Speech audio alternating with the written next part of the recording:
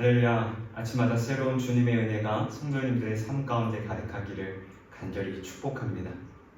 지난 시간 우리는 6장을 통해서 인간의 타락과 그럼에도 불구하고 그 가운데서 하나님과 동행하며 살아갔던 노아의 이야기를 함께 나눠봤습니다.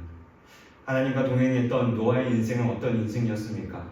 바로 하나님의 말씀을 따라 다 준행하는, 순종하는 인생이었습니다. 그리고 노아의 인생은 하나님께 자신의 삶을 온전히 맡겨드린 인생이었습니다. 노아는 이 두 가지를 붙잡고 살아갔기에 하나님의 마음에 합한 자요, 하나님과 동행한 자라고 성경은 말해주고 있습니다. 바라기는 노아의 삶이 이제는 우리의 삶이 되기를 간절히 소망합니다. 그리고 오늘 본문 7장은 그 이후 드디어 대홍수가 시작되는 장면을 기록하고 있습니다. 오늘 우리는 이 말씀을 통해서 하나님은 어떤 분이신지를 함께 살펴보기를 원하는데요. 어떤 하나님일까요? 본문에서 말해주고 있는 하나님의 모습은 바로 열고 닫으시는 하나님이다. 하나님은 문을 여시기도 하시며 닫으시기도 하시는 하나님이십니다.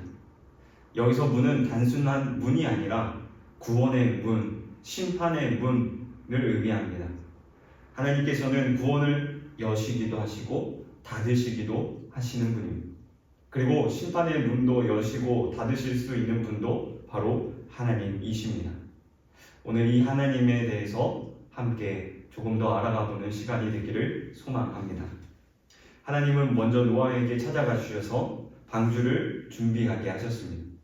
그리고 때가 되자 노아에게 이렇게 말씀하십니다. 1절 말씀에 너와 내 온 집은 방주로 들어가라. 이 장면은 매우 중요한 장면입니다. 노아가 스스로 방주를 짓고 방주에 들어간 것이 아니라 하나님의 부르심에 방주를 지었고 하나님의 부르심 앞에 방주로 들어가게 되었다라는 것입니다. 이것이 바로 구원의 본질입니다. 구원은 우리가 만들어내는 것이 아니라 하나님이 열어주셔야지만이 되는 것입니다. 노아가 이 방주에 탈 수 있었던 것, 노아가 의로워서가 아닙니다. 창세기 6장 8절 말씀에 노아는 여호와께 은혜를 입었다라고 말씀하고 있습니다. 하나님의 은혜를 입었기에 그는 하나님과 동행할 수 있었고 구원의 방주에 오를 수 있었던 것입니다. 그래서 구원은 언제나 하나님의 은혜로 시작됩니다. 사랑하는 성도 여러분, 우리의 신앙도 마찬가지입니다. 우리가 하나님을 선택해서 구원을 받는 것이 아니라 하나님이 먼저 우리를 부르시고 선택해 주셨기 때문에 구원의 방주에 오를 수 있었던 것입니다. 우리가 그의 문을 열고 들어온 것 같아 보이지만 사실은 하나님의 부르심이 먼저 있었다라는 사실입니다. 그리고 하나님께서 구원의 문을 열어주셨기에 우리는 이 구원의 길로 들어올 수 있었습니다. 그래서 우리는 늘 이 사실을 기억하면서 하나님 앞에 이렇게 고백해야 합니다. 하나님, 감사합니다. 이 문은 내가 연 것이 아니라 하나님께서 열어주신 문입니다. 이 고백이 우리에게 있기를 간절히 소망합니다. 이제 하나님의 은혜로 노아가 방주에 들어갑니다. 그리고 그의 가족들도 함께 방주에 들어간 후에 하나님은 7일간의 시간을 주십니다. 그리고 그 7일이 지나자 마침내 심판이 시작됩니다. 10절 말씀에 7일 후에 홍수가 땅에 덮이니 라고 말씀합니다. 그리고 11절 말씀을 보면 그날에 어떤 일이 일어났는지 구체적으로 이렇게 기록해주고 있습니다. 큰 기품의 샘들이 터지며 하늘의 창문들이 열렸다라고 말씀합니다. 여기서 우리는 중요한 표현을 보게 됩니다. 하늘의 창문이 열렸다. 이 사실은 바로 심판의 시작을 하나님께서 여셨다라는 것을 보게 됩니다. 그리고 하늘에서만 창문들이 열린 것이 아니라 깊은 샘의 물들도 터졌다라고 말하면서 위에서만 쏟아진 것이 아니라 아래에서도 터져 나왔음을 이야기해주고 있습니다. 하늘과 땅, 위와 아래의 모든 문이 하나님의 주권 안에 열리게 되었다라는 것입니다. 심판이 시작된 것이죠. 우리는 이 장면을 통해서 하나님께서 심판의 문 또한 여시는 분이심을 보게 됩니다. 하나님은 구원의 문도 여시지만 때로는 심판의 문도 여시는 하나님이십니다.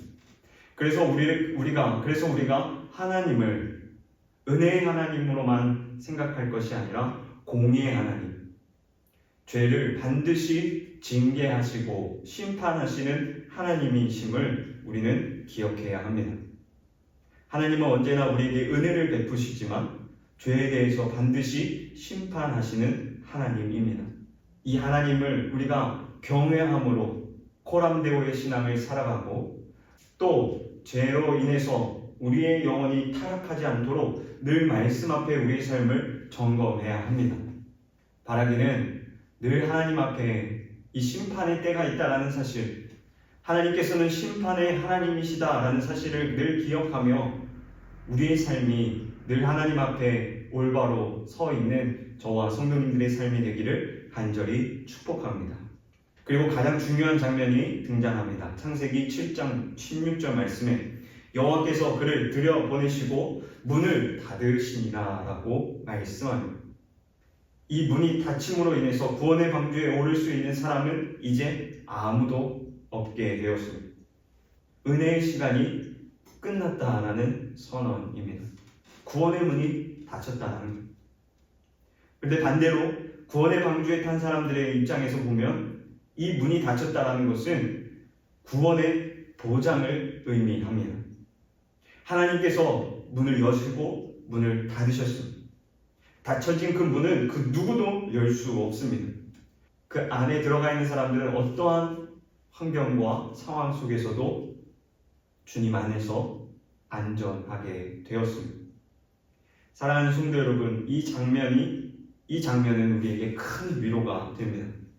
하나님께서 구원을 시작하시고 하나님은 끝까지 우리를 책임지시는 하나님임을 깨닫게 됩니다.